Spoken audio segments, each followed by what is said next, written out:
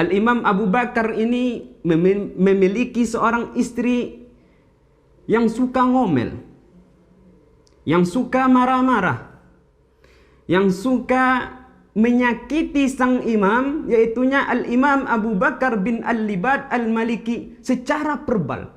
Seorang istri menyakiti suaminya, yang mana suaminya ini adalah seorang ulama. Bahkan dikisahkan bahwa istri daripada sang imam ini, yaitunya Abu Bakar bin Al-Libad Al-Maliki ini, dituduh oleh istrinya bahwa ulama besar ini berzina. Ia katakan, "Hai tukang zina." Istrinya mengatakan kepada sang imam.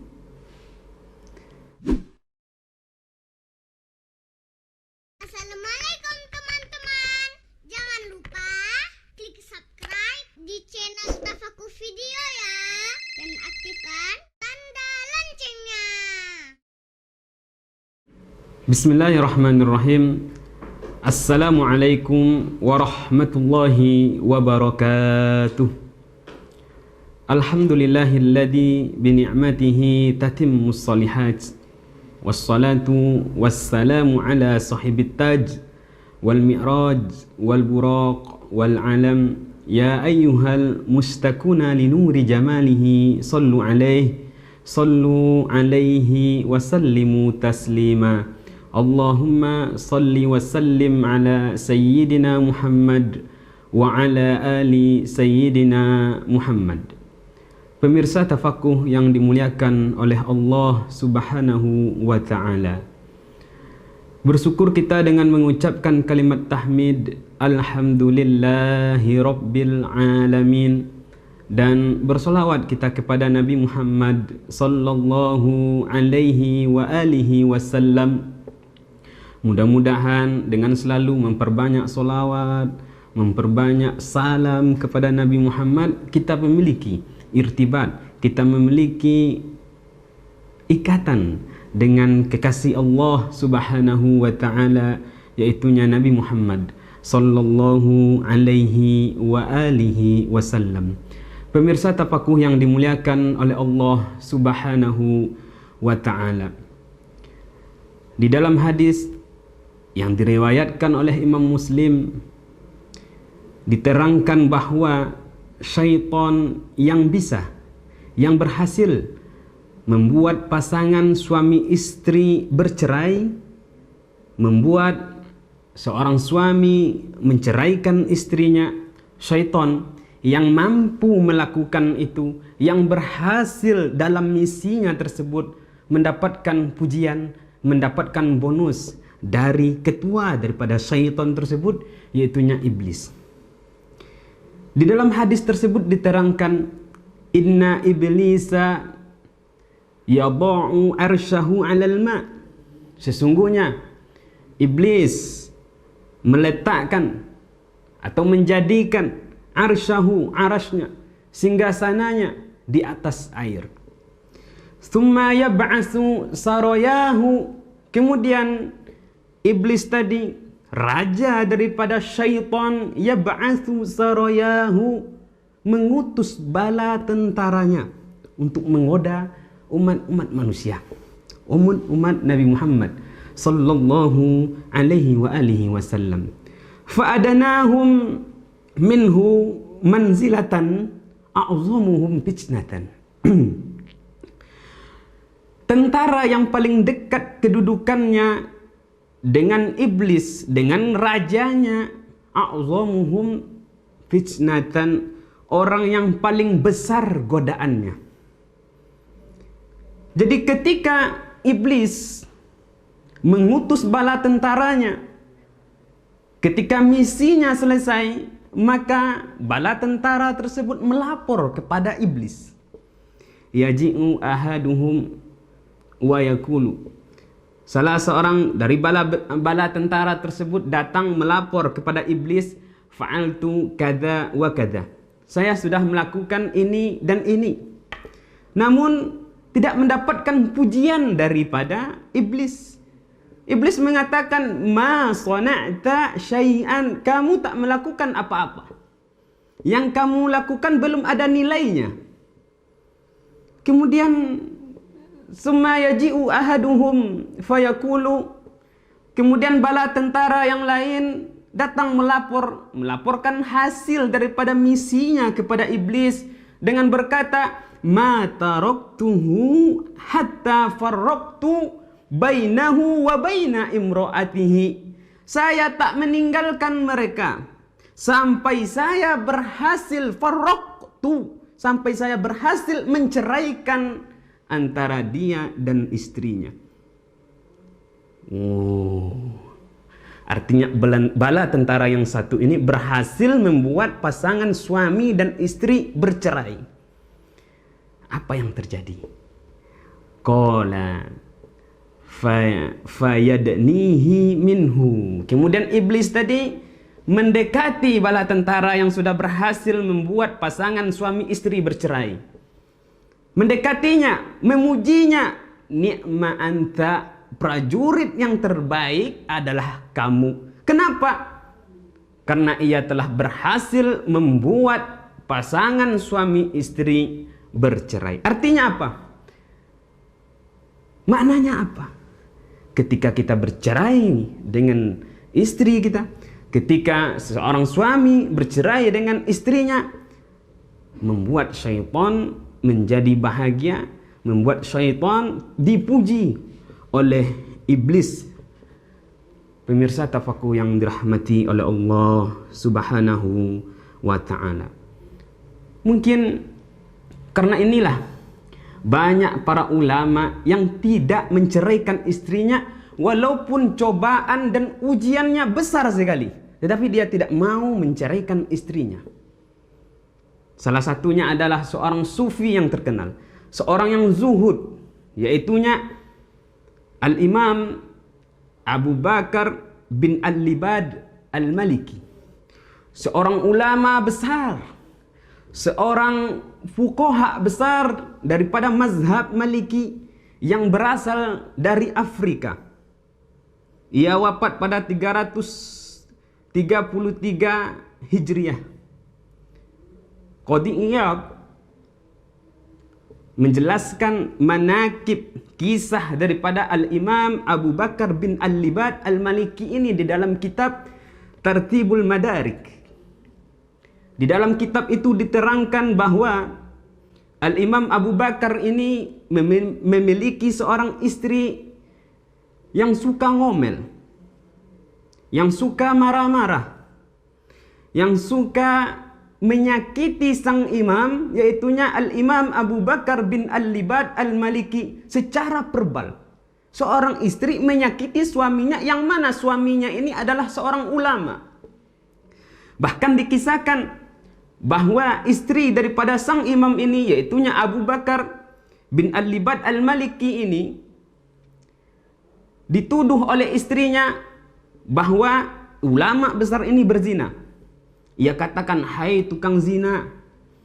Istrinya mengatakan kepada sang imam. Tapi apa yang dilakukan oleh Al-Imam Abu Bakar bin Al-Libad Al-Maliki ini? Ketika para muridnya mendengar bahwa istrinya tersebut menuduh gurunya berzina, maka melaporlah sang murid kepada Al-Imam Abu Bakar. Kemudian apa jawaban Abu Bakar bin Al-Libad Al-Maliki ini? Katakan kepada istri saya, dengan siapa saya berzina?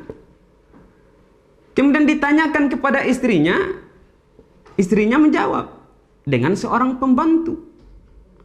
Kemudian tanyakan kepada dia, kata Imam Abu Bakar bin Al-Libad Al-Maliki ini, dengan pembantu siapa?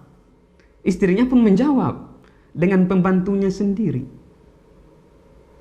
Padahal ini adalah cuma kecemburuan ataupun fitnah daripada seorang istri terhadap sang imam. Maka karena sifat istrinya ini sudah keterlaluan, sudah melampaui batas, karena Al-Imam Abu Bakar bin Al-Libad Al-Maliki ini memiliki murid yang banyak, seorang ulama besar, maka para muridnya ini menyarankan kepada sang imam untuk menceraikan istrinya. Namun apa kata Al-Imam Abu Bakar bin Al-Libad yang telah dituduh oleh istrinya berzina, disarankan oleh muridnya untuk menceraikannya? Kata Al-Imam, ini mesti kita contoh, mesti kita tauladani, mesti kita ambil hikmah daripada kesabaran Al-Imam Abu Bakar bin Al-Libad Al-Maliki ini. Kata sang imam, jika aku menceraikan istriku, saya takut bahwa orang lain akan mendapatkan ujian daripada istriku.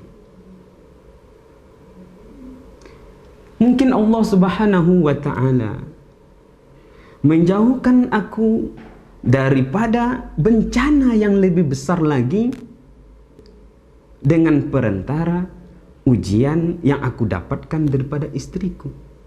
Artinya bisa saja Allah Subhanahu wa ta'ala memberikan bencana yang besar, yang lebih besar, namun dengan sabar dalam menghadapi istrinya, dalam membimbing istrinya, bencana yang lebih besar tersebut tercegah ataupun dijauhkan oleh Allah Subhanahu wa ta'ala. Menarik sekali daripada kesabaran seorang ulama besar, Al-Imam Abu Bakar bin Al-Libad Al-Maliki. Kemudian sang imam melanjutkan perkataannya, dulu saya berjanji menjaga istriku kepada orang tuanya. Aku menjaga istriku adalah karena orang tuanya. Dulu aku melamar gadis-gadis, ia menolakku, orang tuanya menolakku. Datanglah orang tua istriku sekarang ini menerimaku, memperlakukan aku dengan baik, kata Al-Imam Abu Bakar bin Al-Libad Al-Maliki.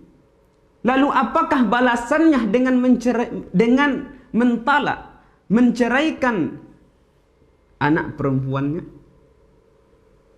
Likulli mu'minin mihnatun, kata sang imam. Setiap orang yang beriman itu mihnatun, akan mendapatkan hinaan, akan mendapatkan ujian. Pemirsa tapaku yang dirahmati oleh Allah Subhanahu wa ta'ala, mustahil seorang hamba, mustahil seorang umat, seorang manusia diangkat derajatnya oleh Allah Subhanahu wa ta'ala dengan pujian daripada lisan manusia, dengan kebahagiaan. Mustahil. Allah akan mengangkat derajat seseorang dengan memberikan ujian kepada orang tersebut.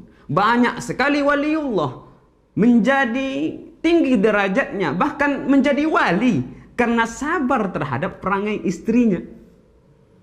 Misalnya Syekh Abdurrahman Bajalban daripada Yaman.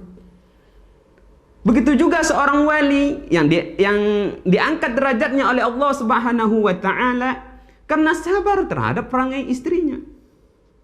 Likulli mu'minin mihnatun, setiap orang yang beriman akan mendapatkan ujian.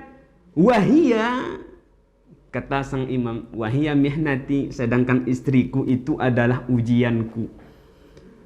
Pemirsa tafaku yang dirahmati oleh Allah Subhanahu wa ta'ala, siapa yang tak kenal dengan seorang wali yang bernama Imam Rifa'i, pendiri Thariqah Ar-Rifa'iyah.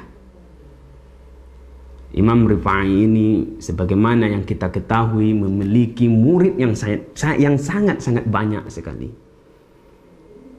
Pada suatu malam, di antara muridnya ini ada yang bermimpi. Ia bermimpi melihat Imam Rifa'i berada di kedudukan singgasana yang sangat agung sekali. Dan ia ketika bangun daripada tidurnya tak pernah menceritakan kisah ini kepada Imam Rifa'i. Jadi ia tidak menceritakan mimpinya kepada Imam Rifa'i. Sampai terjadi sesuatu permasalahan yang sangat-sangat rumit sekali bagi dirinya sebagai murid.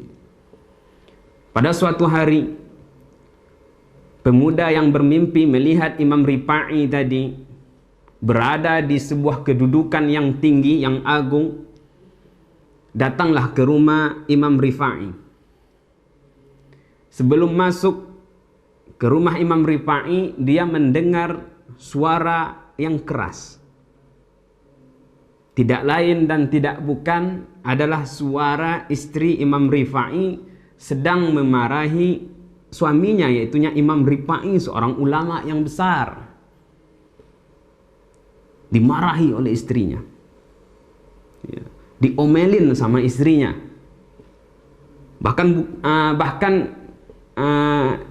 Bukan cuma diomelin saja, bukan dimarahin saja. Seorang istri tadi, istrinya Imam Rifa'i, mengambil tungku, kemudian memukulkan tungku tersebut kemana? Ke pundaknya Imam Rifa'i, sehingga baju gamis Imam Rifa'i menjadi kotor karena istrinya memukul Imam Rifa'i. Apa yang dilakukan oleh Imam Rifa'i? Apakah menceraikan istrinya? Apakah mentalak istrinya? Imam Rifa'i hanya diam saja. Cuman karena ada pemuda, karena ada murid tadi yang melihat kejadian ini, muridnya ini terkejut. Tak terima kalau Imam Rifa'i sampai dipukul oleh istrinya, oleh perempuan. Perempuan memukul ulama besar, Imam Rifa'i. Tak masuk akal. Tak diterima oleh muridnya. Kemudian muridnya tadi mengumpulkan santri-santri yang lain. Kemudian ia ceritakanlah apa yang terjadi. Kemudian di antara diskusi tersebut adalah seorang murid yang mengatakan, pantaslah begitu istrinya guru kita, karena guru kita masih ngutang maharnya. Mahar pernikahan guru kita itu 500 dinar dan sekarang masih ngutang. Kalau 500 dinar itu sekarang adalah lebih kurang 2 miliar. Besar betul. Dan Imam Rifa'i masih ngutang ketika itu. Jadi kesimpulannya, diskusi para santri tadi, pantaslah istrinya tersebut marah-marah terus karena maharnya masih ngutang. Kemudian patunganlah para santri yang banyak tersebut. Akhirnya terkumpullah 500 dinar untuk membayar uang mahar sang imam, yaitunya Imam Rifa'i. Kemudian datanglah pemuda yang bermimpi tadi, sekaligus melihat kejadian, yaitunya seorang imam dipukul oleh istrinya sendiri. Datanglah pemuda tadi yang bermimpi kepada Imam Rifa'i, membawa uang. Kemudian Imam Rifa'i bertanya kepada muridnya, untuk apa uang ini? Kata muridnya, ini adalah untuk membayar mahar istri engkau, wahai tuan guru, agar istri engkau tidak ngomel atau tidak marah-marah lagi, bahkan menyakiti engkau secara verbal. Kata Imam Rifa'i, apa kata Imam Rifa'i? Laula sabri. Kalau bukan karena kesabaranku, ala dorbiha, atas pukulan istriku, walisaniha, dan cerewet lisannya, marah-marahnya, ngomel-ngomelnya, kalau bukan sabar karena pukulan dan omelan istriku, ma ra'aitani fi maq'adin sidqin, maka kamu tak akan melihat aku berada di singgasana, di kedudukan yang tinggi, sebagaimana mimpi yang dilihat oleh seorang santri tadi. Jadi seorang santri sebelum kejadian ini melihat bahwa Imam Rifa'i berada di suatu tempat keagungan yang besar, derajat kewalian yang besar oleh santrinya. Kemudian tanpa dibicarakan oleh santri kepada Imam Rifa'i, Imam Rifa'i tahu bahwa santri ini pernah bermimpi, laula sabri, kalau bukan karena kesabaranku, ala dorbiha, atas pukulan istriku, walisaniha, dan omelannya, ma ra'aitani fi maq'adin sidqin, maka kamu tak akan melihat aku berada di tempat keagungan yang besar. Begitulah keutamaan sabar atas perangai istri. Jika istri kita omel-ngomel, marah-marah, maka introspeksi diri kita. Apa yang telah kita lakukan di luar rumah? Maksiat apa yang kita lakukan sehingga istri kita ngomel-ngomel? marah-marah. Maka jika para ulama itu kalau istrinya ngomel, maka dia tidak menyalahkan istrinya. Dia menyalahkan pribadinya, dosa apa yang telah aku perbuat. Dia introspeksi diri.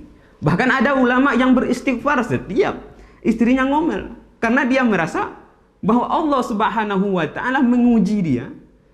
Atau merasa bahwa Allah Subhanahu wa ta'ala ingin menghapus kesalahannya dengan perangai istrinya kalau dia bisa sabar.